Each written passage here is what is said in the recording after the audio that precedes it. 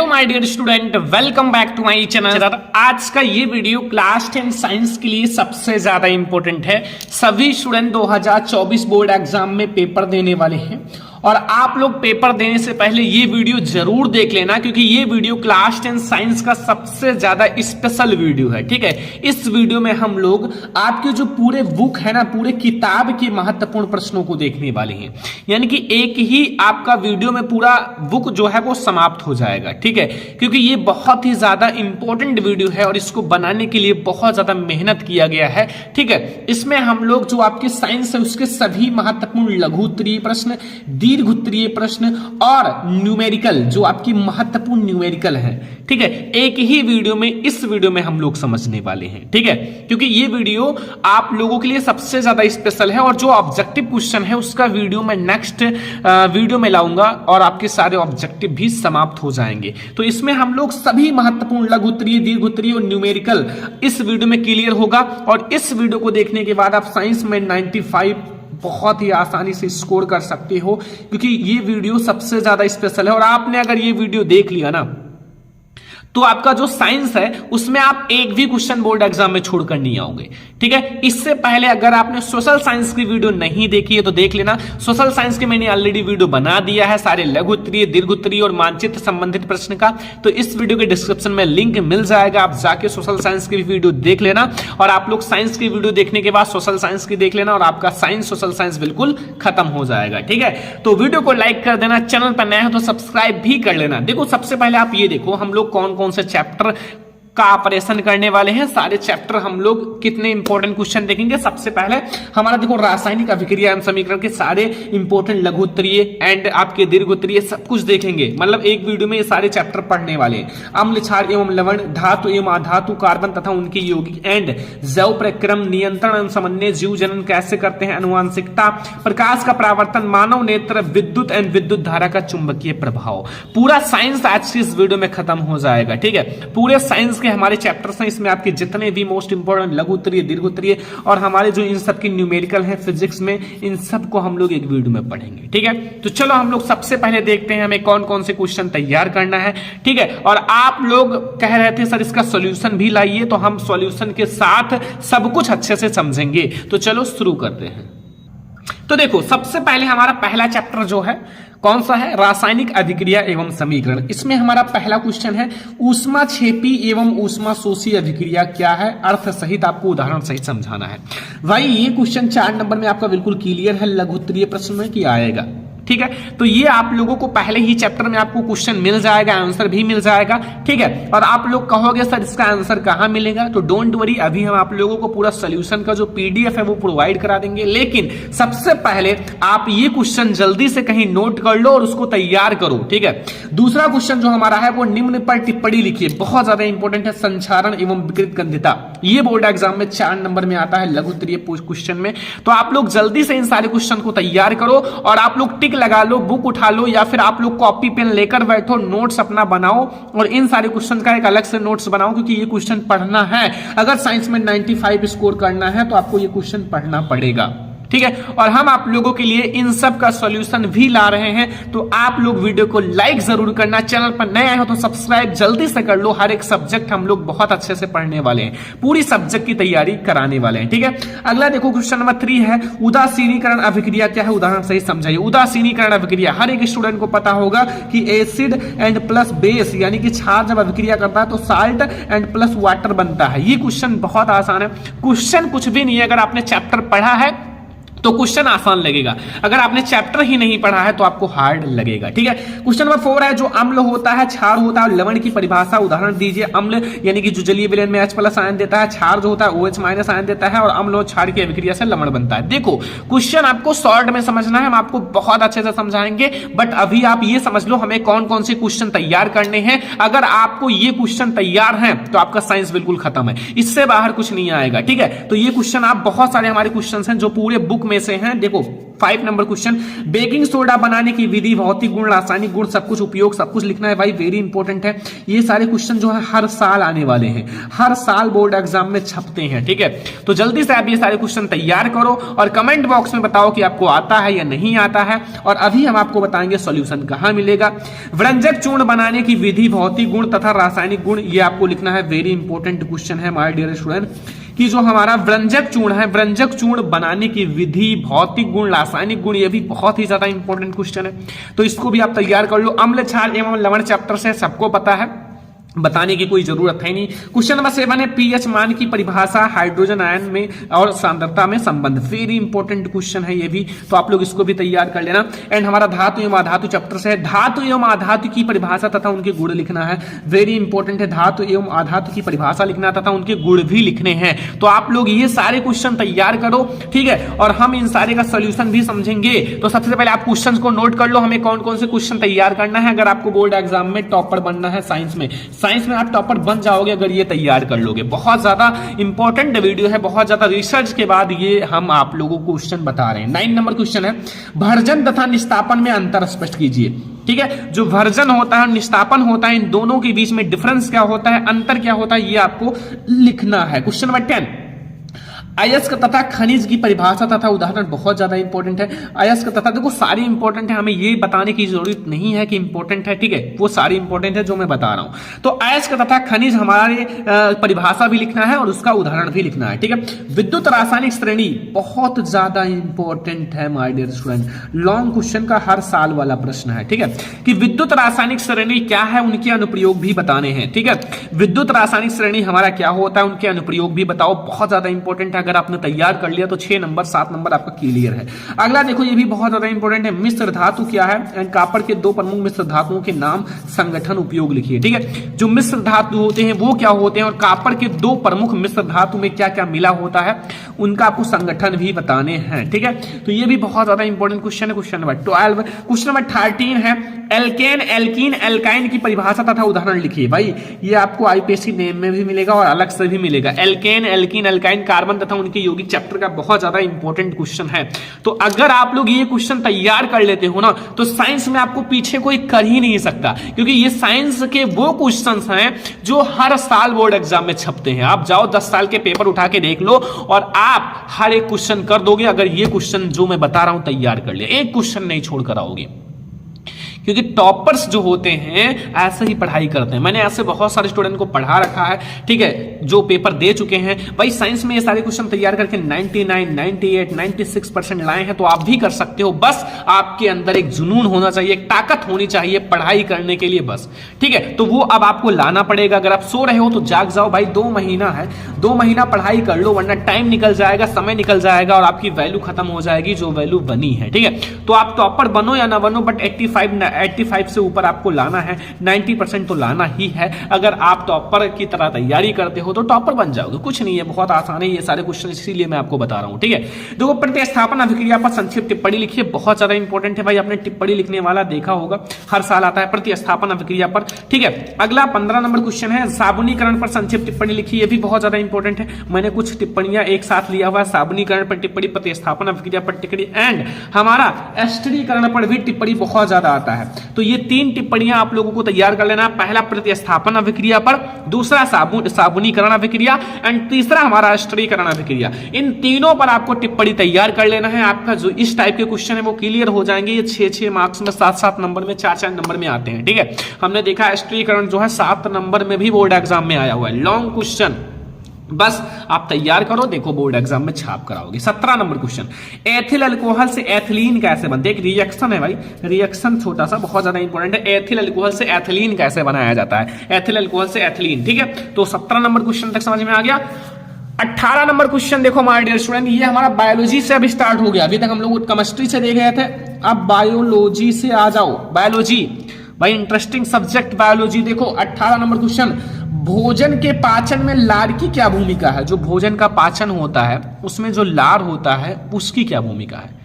ठीक है, आप लोगों ने पढ़ा होगा जब आप लोगों को एक चैप्टर लाइफ प्रोसेस यानी कि जैव प्रक्रम चैप्टर पढ़ाया जा रहा था, तो उसमें पाचन तंत्र, श्वसन तंत्र, उत्सर्जन तंत्र, भोजन का पाचन, जाइलम, फ्लोएम, बहुत सारे ऐसे टॉपिक्स पढ़ाए गए होंगे जो बहुत ज्यादा इंपॉर्टेंट है। देखो अगर आपको ये चैप्टर नहीं समझ में आया जैव प्रकरण, तो आप लोग बताओगे, कहोगे, तो इनका मैं एक वन शॉर्ट वीडियो आप लोगों को प्रोवाइड करा दूंगा, क्योंकि बहुत ज्यादा इंपॉर्टेंट चैप्टर है। वन शॉर्ट आप लोगों को मिल जाएगा, आपका पूरा चैप्टर खत्म हो जाएगा और वो टॉपिक मिल जाएंगे जो बहुत ज्यादा इंपॉर्टेंट है। बस आप लोग अगर कमेंट करोगे तो प्रोवाइड करा देंगे, ठीक है। बस थोड़ा सा हमें मेहनत करना पड़ेगा आप लोगों के लिए, बस, ठीक है। अगला देखो 19 नंबर क्वेश्चन है, वायवीय तथा अवायवीय श्वसन में अंतर। जो वायवीय श्वसन होता है और अवायवीय श्वसन में क्या डिफरेंस होता है? देखो वायवीय जिसमें वायु होता है, वायु का मतलब ऑक्सीजन, अवायवीय जिसमें वायु नहीं होता है उसका मतलब ऑक्सीजन नहीं होता, तो इसको हम ऑक्सी और अनाक्सी भी कह सकते हैं। ध्यान देना, एक का 2-3 नाम होता है किसी किसी का, वैसे तो सारे एक ही हैं, ठीक है। अभी हमारा 19 नंबर क्वेश्चन तक आपको समझ में आ गया। 20 नंबर क्वेश्चन देखो, धमनी तथा शिरा में क्या अंतर है? धमनी तथा शिरा में अंतर आपको तैयार, देखो अंतर आपको वायवीय श्वसन अवायवीय में तैयार करना है, धमनी तथा शिरा में तैयार करना है। 21 नंबर क्वेश्चन, रुधिर तथा लसिका में भी अंतर तैयार कर लेना है। तो ये 3 आपका डिफरेंस है, यानी कि अंतर है, आपको तैयार कर लेना है, एक दूसरे से रिलेटेड है। देखो अंतर आपका 4 नंबर में आता है और आपका इन तीनों में से कोई एक आएगा, 4 नंबर आपका फिक्स हो जाएगा, ठीक है। तो हम आप लोगों को पूरा साइंस बता दे रहे हैं, क्या पढ़ना है, कैसे तैयारी करना है, क्या करना है, सब कुछ हम आप लोगों को इस वीडियो में बता दे रहे हैं, ठीक है। और इसका सोल्यूशन मैं आप लोगों को सब कुछ प्रोवाइड कराऊंगा, बस आप लोग टेंशन मत लो। सबसे पहले समझो क्वेश्चन की हमें कौन कौन से क्वेश्चन तैयार करने हैं। अगर आप ये क्वेश्चन तैयार कर लिए तो फिर आप लोग साइंस का बहुत अच्छा स्कोर करके आओगे 95, ठीक है। बस आप ये क्वेश्चन पर फोकस करो। अगर आप बुक ले रहे हो, गाइड उठाओ, गाइड में नहीं है बुक उठाओ और इन सबको एक नोट्स बनाओ, छोटा छोटा क्वेश्चन करके नोट्स बना लो, तैयार कर लो, बस। देखो 22 नंबर क्वेश्चन है, पोषण क्या है? वो पोषण तथा पोषण के प्रकार, स्वपोषी, विषमपोषी, ये सब पता है ना। तो ये पोषण के प्रकार, इसका आप लोगों को बहुत ज्यादा इंपॉर्टेंट है, 7 नंबर में भी आता है, 4 नंबर में भी आता है, ठीक है। अगला पाचन तंत्र का सचित्र वर्णन, वेरी इंपॉर्टेंट क्वेश्चन है और हम आप लोगों को अगले वीडियो में इसको प्रोवाइड कराने वाले हैं, ठीक है। तो पाचन तंत्र का सचित्र वर्णन, आपको चित्र सहित पाचन तंत्र का वर्णन करना है। भाई ये क्वेश्चन आपके बोर्ड एग्जाम में आएगा, जब मैंने पेपर दिया था तो भी ये 7 नंबर में आया था, आई नो, मुझे याद है, ठीक है। तो ये इंपॉर्टेंट है, हर साल आता है, तो इसलिए तैयार कर लेना। और हृदय की संरचना भी बहुत ज्यादा इंपॉर्टेंट है भाई, इसमें कुछ ऐसे हैं हृदय की संरचना, पाचन तंत्र, और सबसे ज्यादा जो इंपॉर्टेंट है वो है उत्सर्जन तंत्र, यानी कि हमारा उत्सर्जन तंत्र बहुत ज्यादा इंपॉर्टेंट, ये बहुत बार आया हुआ है। आप कोई भी गाइड, कोई भी बुक, कोई भी पेपर उठा के देख लो, ये सबसे ज्यादा बार आया हुआ है, ठीक है। तो आप पाचन तंत्र, हृदय की संरचना, श्वसन तंत्र ये तैयार कर लेना। ये सारे हमारे जैव प्रक्रम चैप्टर सही हैं। बायोलॉजी का पहला चैप्टर जो मोस्ट इंपॉर्टेंट है, वीवीआई चैप्टर है भाई, वीवीआई यानी कि वेरी इंपॉर्टेंट चैप्टर है। तो अगर आप उसको तैयार कर लेते हो ये चैप्टर, तो इतने क्वेश्चन तैयार हो जाएंगे, देख लो 18 से लेकर 25 तक क्वेश्चन तैयार हो जाएगा, और भी क्वेश्चन तैयार हो जाएंगे, जाइलम, फ्लोएम, इन सब छोटे छोटे क्वेश्चन अगर आप इस चैप्टर पे थोड़ा सा फोकस करोगे तो तैयार हो जाएगा। बायोलॉजी का जो मेन चैप्टर है वो यही है, और 1-2 क्वेश्चन और भारत है, तैयार कर लो, खत्म बायोलॉजी, ठीक है। अब देखो अगला है नियंत्रण एवं समन्वय से प्रतिवर्ती क्रिया किसे कहते हैं? प्रतिवर्ती क्रियाओं के कुछ उदाहरण भी लिखना है। जो प्रतिवर्ती क्रिया है वो क्या होता है और प्रतिवर्ती क्रिया के कुछ उदाहरण भी आपको देने हैं, ठीक है। तो ये भी आप कंप्लीट कर लोगे, कोई दिक्कत नहीं है, बहुत ज्यादा इंपॉर्टेंट क्वेश्चन करा रहे हैं, ठीक है। अगला आपका 27 नंबर क्वेश्चन, देखो 27 नंबर क्वेश्चन से आप लोग फोकस करो, बहुत ज्यादा इंपॉर्टेंट है 27 नंबर क्वेश्चन। अंतःस्रावी ग्रंथियों से आप क्या समझते हो? जो अंतःस्रावी ग्रंथि हैं उनसे आप क्या समझते हो, ठीक है। अंतःस्रावी ग्रंथियां जो है उनका वर्णन करो थोड़ा सा, ताकि एग्जामिनर को समझ में आए और आपको नंबर आए, ठीक है। अंतःस्रावी ग्रंथियां आप थोड़ा सा देख लेना, बुक में आप नियंत्रण एवं समन्वय चैप्टर में मिल जाएगा। भाई मैंने एक प्रतिवर्ती क्रिया, सेम है ना, प्रतिवर्ती क्रिया, ये भी प्रतिवर्ती क्रिया है ना, प्रतिवर्ती क्रिया का चित्र की सहायता से समझाइए। इसमें आपको प्रतिवर्ती क्रिया का कोई फिगर नहीं बनाना था, इसमें आपको चित्र के साथ समझाना है। तो थोड़ा सा एक ही टाइप का क्वेश्चन है, तो डोंट वरी, ये क्वेश्चन एक ही आप तैयार कर लोगे, दोनों तैयार हो जाएगा। बस फिगर साथ में तैयार कर लेना, आपका ये क्वेश्चन बिल्कुल कंप्लीट हो जाएगा। एक क्वेश्चन इसका सबसे ज्यादा इंपॉर्टेंट है, मानव मस्तिष्क। मानव मस्तिष्क का सचित्र वर्णन। देखो मानव मस्तिष्क बहुत ज्यादा इंपॉर्टेंट क्वेश्चन है इस चैप्टर का। मानव मस्तिष्क का आपको चित्र भी बनाना है, सचित्र वर्णन भी करने हैं, ठीक है। तो मानव मस्तिष्क इंपॉर्टेंट है, आप लोग ट्राई करना कि इसको जल्दी से तैयार कर लो। इनके जो 3 भाग हैं वो भी तैयार कर लो। मानव मस्तिष्क जब तैयार करोगे तो उसमें 3 भाग आपको मिल जाएगा। अगला स्वपोषी पोषण तथा स्वपरागण तथा परपरागण में अंतर। ये भी बहुत ज्यादा इंपॉर्टेंट अंतर है। स्वपरागण यानी कि परागण के जो प्रकार होते हैं, एक स्वपरागण होता है, एक परपरागण होता है, इन दोनों के बीच में क्या डिफरेंस है, क्या अंतर है, ये आप लोगों को बताना है। ठीक है, ये बहुत ज्यादा आसान है, कुछ भी नहीं है। अगर आप थोड़ा सा पोषण के परागण के बारे में जानते हो, ठीक है, तो आप लोगों को ये बहुत अच्छे से समझ में आ जाएगा। अगला 31 नंबर क्वेश्चन, गर्भ निरोध की विधियां, विभिन्न विधियां कौन सी? गर्भ निरोध यानी कि गर्भ को रोकने के लिए कौन कौन सी विधियां हम अपना सकते हैं? तो ये चैप्टर आप पढ़ोगे तो समझ जाओगे। ठीक है, थोड़ा सा इंटरेस्टिंग चैप्टर है, जनन आपको मिल जाएगा। ठीक है, नर जनन तंत्र, मादा जनन तंत्र, इन सबको पढ़ोगे तो थोड़ा सा आपको एक अलग से नॉलेज भी मिलेगा और बोर्ड एग्जाम के लिए इंपॉर्टेंट भी है। तो डोंट वरी, शर्माओ मत, इन चैप्टर को अच्छे से पढ़ लो, ये आपकी लाइफ से रिलेटेड है। ठीक है, और इंपॉर्टेंट भी है, मैंने देखा है। एंड देखो 32 नंबर क्वेश्चन है, पुष्प का आपको निम्नांकित चित्र बनाइए और भागों का वर्णन करो। पुष्प के जो 4 भाग होते हैं, दल, वायदल, एंड पुमंग, जयांग, इन सब का वर्णन कर दो। बहुत आसान है, कुछ भी नहीं है, बस पुष्प के बारे में समझ लो, ये सब आसान लगने लगेगा। ठीक है, मैंने पढ़ा रखा है, कितनी बार पढ़ा है, जब मैंने इसको हर बार पढ़ाया है। अगर मैं आप लोगों को देखो इसका सोल्यूशन जो है वो ऐसा, देखो अभी जितने क्वेश्चन है उसको मैं डिवाइड करूंगा पार्ट्स में। ठीक है, 2 3 4 पार्ट्स में आपकी मान लो जितने भी क्वेश्चन है उनको मैं 10 करके 12 12 15 15 करके पार्ट्स में डिवाइड करेंगे, फिर हम बताएंगे, उसको लिखेंगे अच्छे से, फिर हम आपको आफ्टर सम टाइम आपको वीडियोज प्रोवाइड करा देंगे और उसका एक अलग से PDF भी प्रोवाइड करा देंगे इस पूरे का सोल्यूशन का। तो आप लोगों को इस PDF को प्रोवाइड करने के लिए हमसे कम हमें 5 से 6 डेज लगेगा। ठीक है, इतना तो लगेगा ही। तो आप लोगों के लिए इन सब का मैं PDF प्रोवाइड करा दूंगा, बस आप लोग उसको तैयार कर लेना, बोर्ड एग्जाम में टॉपर बन जाओगे। लेकिन सबसे पहले आप समझ लो हमें कौन कौन से क्वेश्चन तैयार करने हैं, ये समझना बहुत ज्यादा जरूरी। हो सकता है कि आपको 50% क्वेश्चन आता हो, जो क्वेश्चन आता है वो बता देना यार कि हमें ये आता है, हो सके तो मैं उसको ना ही लिखूं। ठीक है, ना ही इतना मेहनत करना पड़े, तो आप लोग बता देना, हम आप लोगों को उसका नहीं लिखेंगे। ठीक है, कम ही लिखेंगे। तो चलो अगला क्वेश्चन देखते हैं, नर तथा मादा जनन तंत्र का सचित्र वर्णन कीजिए। नर तथा मादा जनन तंत्र बहुत ज्यादा इंपॉर्टेंट है, नर और मादा दोनों को तैयार कर लो, क्योंकि कौन सा आ जाए, नर आए कि मादा है कि नर आए, कोई पता नहीं है। ठीक है, तो कोई भी आ सकता है। अगला 34 नंबर, लक्षण प्रारूप तथा जीन प्रारूप का अंतर स्पष्ट कीजिए। जो लक्षण प्रारूप होते हैं और जीन प्रारूप, इन दोनों के बीच में क्या डिफरेंस होता है? आप लोगों को पढ़ाया गया होगा एक संकर संकरण, द्विसंकर यानी कि द्विसंकर संकरण, उसमें आपको लक्षण प्रारूप अलग और जीन प्रारूप अलग, दोनों का अलग अलग बताया गया होगा। ठीक है, और उसको तो आप लोगों को पता है, जीन को देखकर, जैसे देखो कैपिटल टी है, ठीक है, ये हमारा क्या है, और यहाँ देखो जो एक जैसा होता है, जैसे लंबा लंबा लंबा सारा है, बौना बौना, तो लंबा लंबा हमारा जो होगा वो लक्षण प्रारूप होगा। अगर जीन एक जैसा है, capital T small T capital T, जो एक जैसा जीन होता है वो हमारा जीन प्रारूप होता है। ठीक है, बस। तो ये हमारा हो गया 34 नंबर क्वेश्चन। अगला हम लोग देखेंगे 35 नंबर क्वेश्चन बच्चों, DNA तथा RNA में क्या अंतर है? बहुत ज्यादा इंपॉर्टेंट है, DNA तथा RNA में डिफरेंस बहुत ही ज्यादा इंपॉर्टेंट है। अगला है मनुष्य में, जो मनुष्य होते हैं उसमें जो लिंग निर्धारण होता है वो कैसे? देखो हर एक चीज में लिंग निर्धारण अलग अलग होता है। मनुष्य में लिंग निर्धारण अलग होता है, जैसे नर में जो होता है लिंग गुणसूत्र क्या होता है? XY होता है। मादा में क्या होता है? XX होता है। ठीक है, तो इस टाइप से हम इनके अकॉर्डिंग हम लिंग निर्धारण करते हैं और ये पता करते हैं कि होने वाला संतान लड़का होगा या लड़की। बट ये पता नहीं होता, ओनली 50% चांस होता है लड़का का, 50% लड़की का। तो हम ये नहीं कह सकते हैं कि कंफर्म है कि लड़की होगी या कंफर्म है कि लड़का होगा, ये बिल्कुल नहीं पता लगाया जा सकता है लिंग निर्धारण के द्वारा। ठीक है, अगला देखो 37 नंबर क्वेश्चन, मेंडल के आनुवंशिकता के नियम की विवेचना कीजिए। मेंडल के आनुवंशिकता के नियम बहुत ज्यादा इंपॉर्टेंट है। अभी मैंने कुछ ही समय पहले पढ़ाया है, 1-2 दिन पहले ही 3 नियम दिया था, प्रभाविता का नियम, पृथक्करण का नियम, स्वतंत्र अभिवन का नियम। तीनों नियम को मैंने अच्छे से पढ़ा रखा है। आपने नहीं देखा है, आपकी गलती है, आप पढ़ाई नहीं कर रहे हो, आपकी गलती है।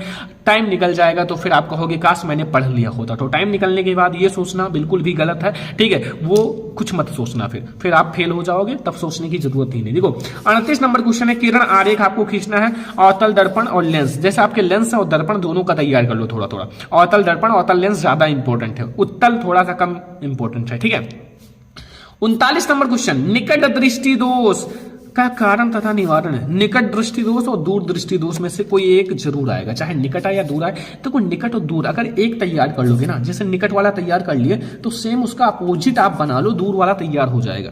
ठीक है, निकट तैयार तो दूर तैयार हो जाएगा, थोड़ा सा अपोजिट होता है, बिल्कुल अपोजिट है, कुछ नहीं है, उसका उल्टा कर दो, आपका दूसरा तैयार हो जाएगा। ठीक है, तो ये आपका हो गया। अगला मानव नेत्र का सचित्र वर्णन, इसका भी वीडियो आने वाला है, क्योंकि ये सारा एक ही वीडियो में लिख चुके हैं। ठीक है, लॉन्ग क्वेश्चंस को, ये लॉन्ग है तो ये सब एक ही में आने वाला है। पाचन तंत्र, मानव नेत्र, मंडल का नियम, सब कुछ एक ही वीडियो में आने वाला है। तो आप ऐसे ऐसे करके सारा तैयार कर लो, हम आप लोगों को सारा पढ़ा देंगे। मानव नेत्र का सचित्र वर्णन कीजिए। मानव नेत्र जो होता है उसका सचित्र यानी कि चित्र बना के अच्छे से वर्णन करना है। ठीक है, अगला क्वेश्चन, वर्ण विक्षेपण, जो प्रकाश का वर्ण विक्षेपण क्या है उदाहरण के साथ समझाइए। प्रकाश का जो वर्ण विक्षेपण है वो क्या होता है, उसका उदाहरण के साथ अच्छे से समझाना है। तो ये हमारा है 42 नंबर क्वेश्चन, 42 नंबर क्वेश्चन। और अगर आपने ये सारे क्वेश्चन तैयार कर लिए तो देखो क्वेश्चन बहुत हैं। ठीक है, जो आपको तैयार करना है ना, देखो ये तैयार करने में अगर आप इसको 10-10 क्वेश्चन में डिवाइड कर लोगे 5 दिन लगेगा। ठीक है, देखने में बहुत है, बट अगर आप मेहनत करते हो, ठीक है, अपने आप को अच्छे से तैयार कर लिए हो पढ़ाई करने के लिए, तो ये 10 दिन का काम है। 10 दिन से कम आप 1-1 घंटा 2-2 घंटा समय दोगे तो भी, आल सब्जेक्ट दिन भर पढ़ोगे कोई दिक्कत नहीं है। 1-2 घंटा साइंस को भी दे दोगे, 1-2 घंटा मैथ को दो। ठीक है, हर एक टाइम दो, अपने टाइम सेट कर लो। 1-2 महीना बचे हैं, 2 महीने के लिए अपना टाइम टेबल बना लो। अगर आपको टाइम टेबल नहीं बनाना आता तो मैं आपको बता दूंगा हाउ टू स्टडी, आपको एक कम टाइम में कैसे तैयारी करना है। ठीक है, तो बस आप लोग चैनल को सब्सक्राइब करके रखो ताकि हम आप लोगों के जो भी वीडियो लाएं वो आपको मिल जाए। लेकिन बगल में एक बेल आइकन होता है, उसको प्रेस कर लेना, वरना आपको सबसे पहले वीडियो नहीं मिलेगा। तो चैनल को सब्सक्राइब करके बेल आइकन को प्रेस कर लेना। ठीक है, 43 नंबर क्वेश्चन है, विद्युत प्रतिरोध का क्या अर्थ है। धातु का तार प्रतिरोध के किन किन कारकों पर निर्भर करता है। विद्युत प्रतिरोध की परिभाषा बहुत आसान है, कुछ भी नहीं है। ओम का नियम पढ़ा है तो विद्युत प्रतिरोध आपको समझ में आ जाएगा। अगला क्वेश्चन देखो हमारे स्टूडेंट, 44 वाट की परिभाषा और 1 किलोवाट घंटा में कुल कितने जूल या फिर संबंध लिखिए। बहुत ज्यादा आसान है, वाट की परिभाषा और 1 किलोवाट घंटा में जूल में संबंध आप लोगों को लिखना है। 1 किलोवाट घंटा में कितने जूल होते हैं, इनको आप निकाल लो। आपका जूल देखो, जूल निकल जाएगा और किलोवाट घंटा में संबंध हो जाएगा, बस कुछ नहीं है। ठीक है, अब देखो सबसे ज्यादा इंपॉर्टेंट लॉन्ग क्वेश्चन है फिजिक्स का। ओम का नियम क्या है। देखो ओम का नियम सत्यापन भी करना है, बहुत बार पढ़ा रखा है, 1 नहीं 10 बार 12 बार 15 बार पढ़ा चुके हैं। ठीक है, अब आप ना पढ़ो आपकी गलती है, वेरी इंपॉर्टेंट है।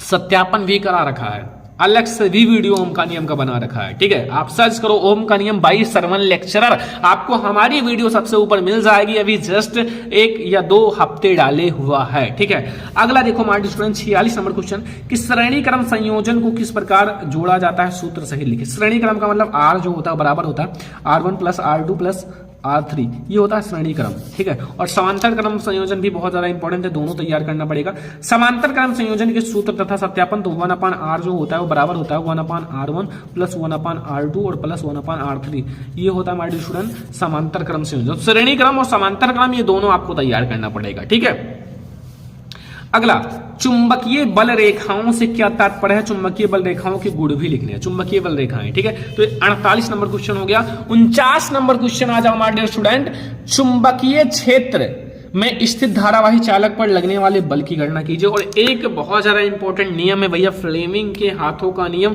फ्लेमिंग के 2 हाथ थे, दोनों हाथ का नियम दे दिया था। ठीक है, तो बहुत अच्छा किए थे। देखो फ्लेमिंग के दाएं तथा बाएं हाथ का नियम। ठीक है, इसका आपको बस जस्ट कल आपको इसकी वीडियो आएगी। ठीक है, मैंने बताया ना कि आपका 10-12 क्वेश्चन एक में ही आने वाला है, तो वो आप लोगों के लिए इन सब का आंसर समझो। ठीक है, इन सब का आंसर आप मिलाते रहना, और जो जो मैं आंसर बताऊं उसको आप नोट कर लेना, और ये क्वेश्चन आप नोट कर लेना, और जो आंसर मैं बताऊं उसको ऐसे कट लगा देना कि ये हमारा हो गया, या फिर सही का निशान लगा देना, ये सर ने पढ़ा दिया है। फिर ऐसे ही करके मैं आपको सारा पढ़ा दूंगा।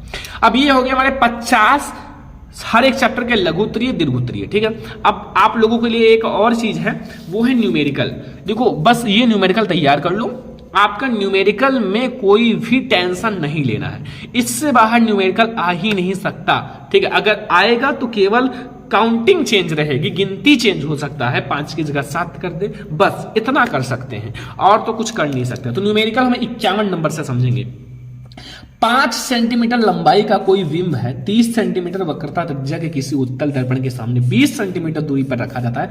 प्रतिबिंब की स्थिति, प्राकृत तथा साइज ज्ञात कीजिए। वैसे मैंने पढ़ा रखा अलग अलग न्यूमेरिकल, देखो मैं आपको न्यूमेरिकल बहुत सारे पढ़ा रखे हैं। ठीक है, अब आप देखना, वैसे मैंने प्लेलिस्ट बना दूंगा। ठीक है, 52 नंबर क्वेश्चन है, 40 सेंटीमीटर फोकस दूरी वाले अवतल दर्पण की वक्रता त्रिज्या ज्ञात कीजिए। ये तो बहुत आसान है। ठीक है, 4 नंबर में आ सकता है। अगला 53 नंबर क्वेश्चन 53, एक उत्तल लेंस की फोकस दूरी 50 सेंटीमीटर है, किसी वस्तु को दोगुना वास्तविक प्रतिबिंब प्राप्त करने के लिए उसे लेंस की कितनी दूरी पर रखा जाना चाहिए। अगला देखो 54 नंबर क्वेश्चन, वायु के सापेक्ष किसी दरों का क्रांति कोण 45 डिग्री है तो उस दरों का बहुत आसान है, मैंने बहुत बार बता रखा है भाई, 4 नंबर में आ सकता है। अगला 55 नंबर क्वेश्चन, ये भी मैंने अभी जस्ट ही कराया है जल्दी ही।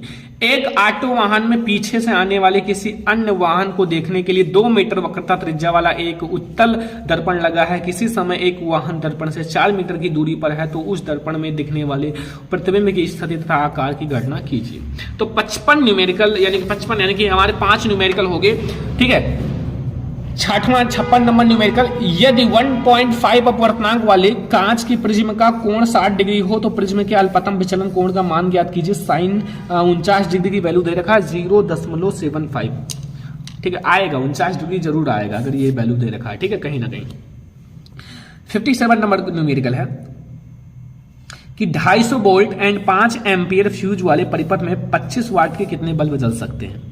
लगा लेना, बहुत आसान है। देखो 250 है, 250 को आप 25 से भाग दोगे 10 हो जाएगा, 10 25 50 बल्ब जल सकते हैं, ठीक है, बहुत आसान है, बस फार्मूला पता होना चाहिए। दिए गए परिपथ में ज्ञात कीजिए, ये एक परिपथ है, देखो यहाँ 4 प्रतिरोध लगे हुए, 5 प्रतिरोध है, एक नीचे लगा हुआ है। तो देखो सबसे पहले हमारा 4 ओम का प्रतिरोध, एक 2 ओम का, एक 1 ओम का, एक 3 ओम का, एक नीचे हमारा 3 ओम का प्रतिरोध है। इन सबको आप श्रेणी क्रम समांतर क्रम में करके आपको पहला ज्ञात करना है, ए और बी के मध्य प्रतिरोध, ए और बी के मध्य प्रतिरोध, दूसरा इसमें परिपथ में जो कुल प्रवाहित धारा है, तीसरा ए तथा बी के मध्य विभवांतर, ए तथा बी के 3 ओम पर हमें विभवांतर है, ठीक है, बहुत आसान है, मैंने लगवा रखा है, नहीं देखा है देखो भाई, न्यूमेरिकल सर्च करो, ठीक है, मिल जाएगा। 59 नंबर, 1 मीटर लंबे विद्युत चालक में 2 एम्पियर की धारा बह रही है। चालक को 2.5 न्यूटन एम्पियर मीटर तीव्रता वाले चुंबकीय क्षेत्र में 30 डिग्री के कोण पर रखा जाता है। चुंबकीय बल रेखा की गणना कीजिए। बहुत ज्यादा इंपॉर्टेंट है, छोटा सा न्यूमेरिकल है। देखो शायद देखो बल का फॉर्मूला F बराबर I है, V है, L है, IVL साइन थीटा, यही वाला फार्मूला लगाओ, आंसर मिल जाएगा। IVL साइन थीटा बहुत आसान है। अगला देखो शायद 2.5 ऐसे कुछ आंसर आएगा, ठीक है। देखो विद्युत परिपथ में ए तथा बी बिंदु के बीच परिणामी प्रतिरोध ज्ञात कीजिए। ये एक भैया हमारा परिपथ है, 9 ओम का, 2 ओम का, 3 ओम का, 4 ओम का प्रतिरोध लगा हुआ है। इनका आपको प्रतिरोध निकालना है पूरा। तो हमारे 10 ऐसे न्यूमेरिकल्स हैं जो टॉप न्यूमेरिकल हैं, बोर्ड एग्जाम में बिल्कुल आएंगे। इसमें से 1 2 3 न्यूमेरिकल, तो आप इसको तैयार कर लो। जो मैंने 50 और भी क्वेश्चंस बताए हैं उसको भी आपको तैयार करने हैं। जितना आप पढ़ लोगे उतना अच्छा है, ठीक है। जो मैंने बताया है उसको पढ़ो बस, और कुछ पर ध्यान मत दो। ये हमारा पूरी किताब की महत्वपूर्ण लघु दीर्घ उत्तरीय प्रश्न ऑब्जेक्टिव क्वेश्चन की वीडियो अलग से मिल जाएगी। इन सब का सॉल्यूशन मैं 10-10 5-5 8-8 12-12 करके प्रोवाइड करा दूंगा। इस वीडियो को आपको ज्यादा से ज्यादा लाइक करना है, ज्यादा से ज्यादा शेयर करना है। अगर चैनल पर नया है तो सब्सक्राइब भी कर लेना, ठीक है, क्योंकि हम आप लोगों के लिए ही इतना ज्यादा मेहनत कर रहे हैं। जो चैनल को सब्सक्राइब करके रखो ताकि हम आप लोगों के लिए ऐसे ही हर एक सब्जेक्ट की वीडियो आने वाली है। तो चलो फिर मिलते हैं हम लोग ऐसे ही नेक्स्ट इंपॉर्टेंट वीडियो में। तब तक के लिए जय हिंद, वंदे मातरम।